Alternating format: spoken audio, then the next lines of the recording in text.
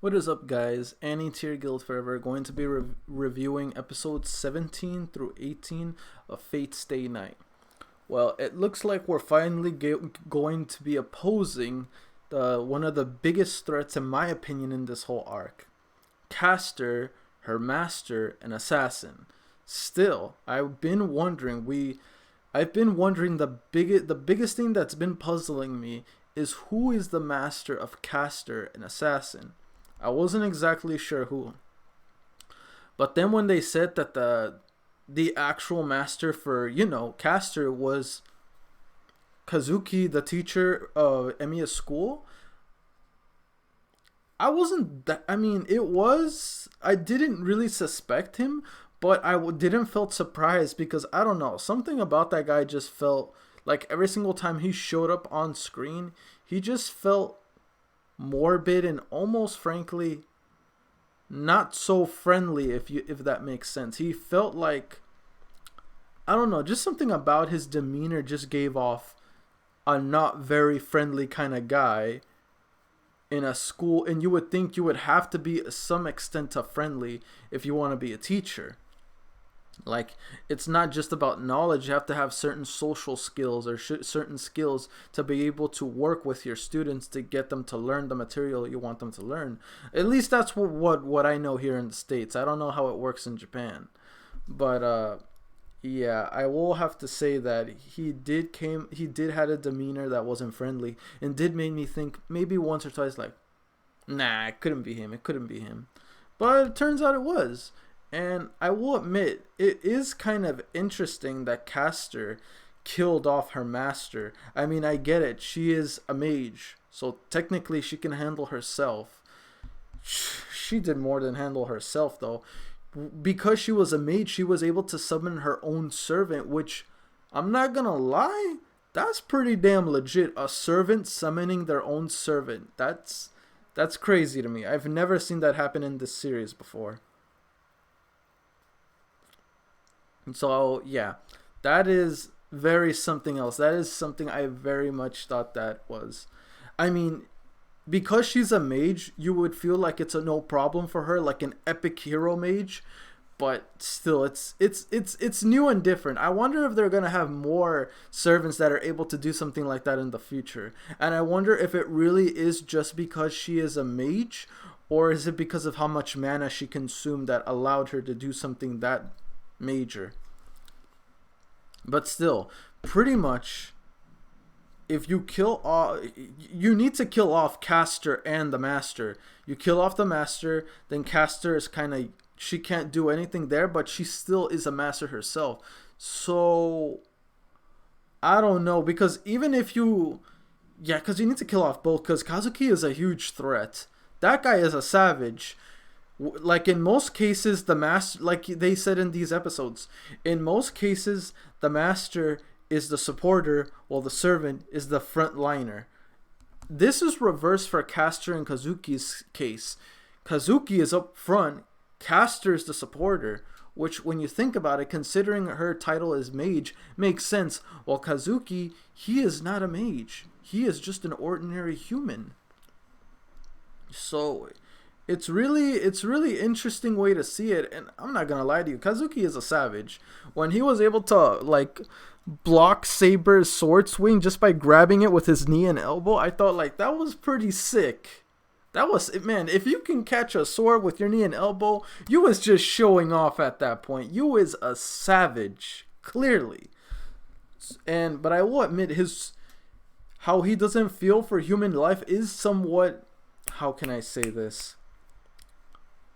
I don't want to say disturbing, because we've seen a lot of characters like that, but it is, because that makes it to where that he's a killer, but because he doesn't care for human life. But I wonder if he cares at all, whether he takes it or not, through either conventional means or just out of delight. That's what I want to know, because right now this guy is man, oh man.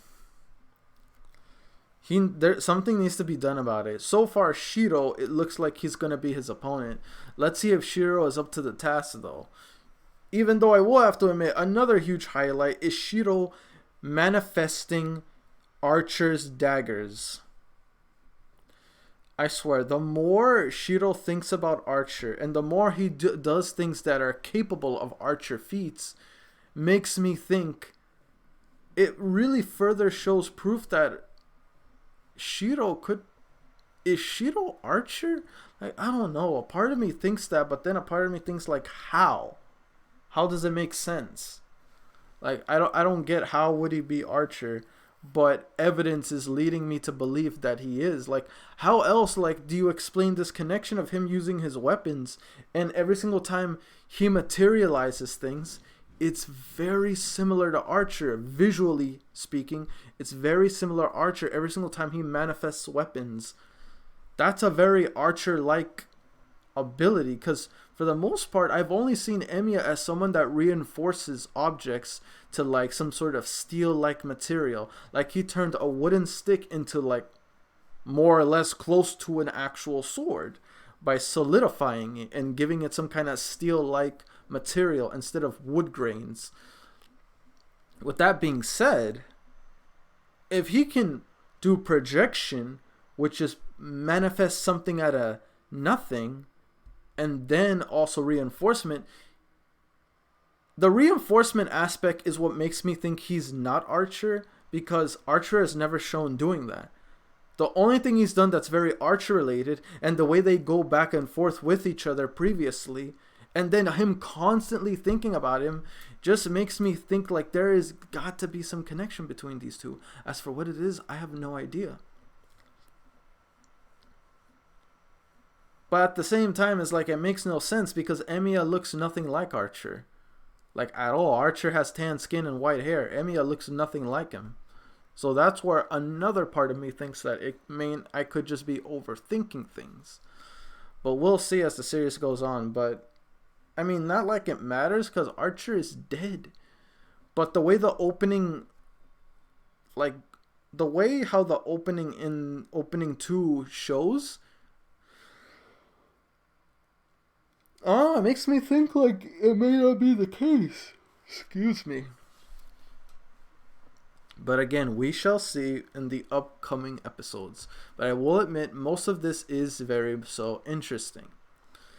But it looks like Little Miss Mage, and I'm talking about Caster, figured out a way to bring about the Holy Grail and activate her wishes. But to do so, she needs a mage with like magic circuits flowing through her.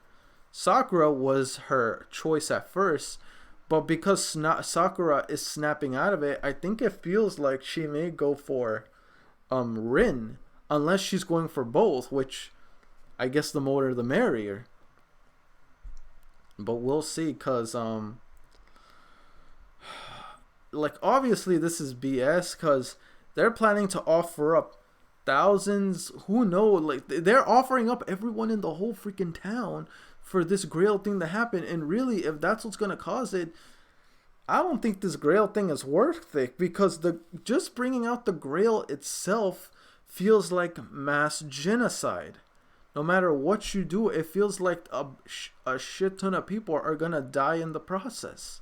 So really, like, is the Grail, I mean, I guess to one person it's seen as worth it, but honestly it's not, because you're pretty much causing, I wouldn't say Armageddon, more like, yeah, human genocide. You're killing off people for your own selfishness, and yes, humans are selfish creatures, but in a way it's like you're killing off people. Eventually, if this keeps up, this could cycle into the point to where humans could possibly face a nearby extinction. Because you heard what she said. She's planning to sacrifice everyone in this town when it already went through a similar event before, but she's trying to reoccur it again. Everyone in this town is going to be sacrificed again. At this point, everyone in the city, they're all going to die, and there's going to be nothing left of them. And at some point in time, it will happen, and then they're going to have to move from city to city in order to get this Grail thing underway. And it makes me think like, bro, this thing needs to go. It's too dangerous. No way in hell is this Grail worth it. It's causing way too much damage. And I know, to the selfish being, they don't care. Kuzuki is one, for example. He don't care. He ain't interested in the Grail, but he's willing to do what he can to help out Caster. And if it means sacrificing humans, yeah, he don't give a fudge. He honestly doesn't care. He's just doing what Caster wants. Which, maybe that's why Caster is infatuating with him. She found the guy that actually follows her instead of her doing the following. I don't know. I don't know what's her deal and why she's interested in him, considering that she killed her master. But then again, there's many sides of the stories. Obviously, Caster has a very sad backstory, but as for her killing her master, I don't know. There's two sides to every story. Maybe she killed him because he was abusive. Maybe there was something about him that didn't feel right to her. Again, I'm not judging Caster. I just want to know more because I have too many questions. Way too many questions that are yet to be answered. But I will admit, this show is very interesting. It really does keep my... It never really feels like there's a dull moment in the show. If anything, I just get more interested that I want to raise more questions. But the only thing they do for me is raise more questions than answers. Which, in a way, it does get on my nerves. But at the same time, it intrigues me more. Does that make sense? It's kind of like a... like loosen the rope and tighten it back up again kind of mentality, if that makes sense. But yeah, overall, I very much so I'm interested. Hopefully I get most of my answers answered toward the end, or who knows, maybe that's why there's more to it, because I know after this I gotta watch Unlimited Blade Works, and then after that I heard there's a Heaven's Feel, something like that. I don't know, man, something like that. Like, as for what's after Heaven's Feel, I have no idea. Because like the Fate series seems like a massive franchise, man. Like, the franchise seems huge and at some points confusing in a way, but it's okay. It's okay. For those of you that don't know, I'm not blaming anyone. I'm fine with the choice I made, and I am happy watching all this in my opinion, from what I've heard and what my mods tell me, chronological order, which I do prefer that in all honesty. But as for how it's going to turn out, only the next episodes will tell. Anyway, let's just get into questions. Question 1. Let's see. Question 1. Trying to think of a good question 1.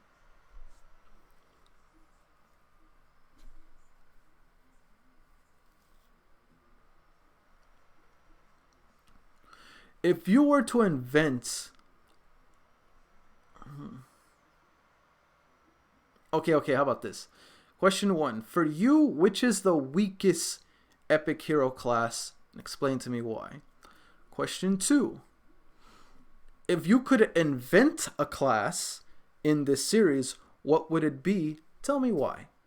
Anyway, guys, that's it from me. Don't forget to like, comment, sub if you haven't already. It really motivates me to put more content out there for you guys and my guild mates. And I'll see you guys on the next video. Peace.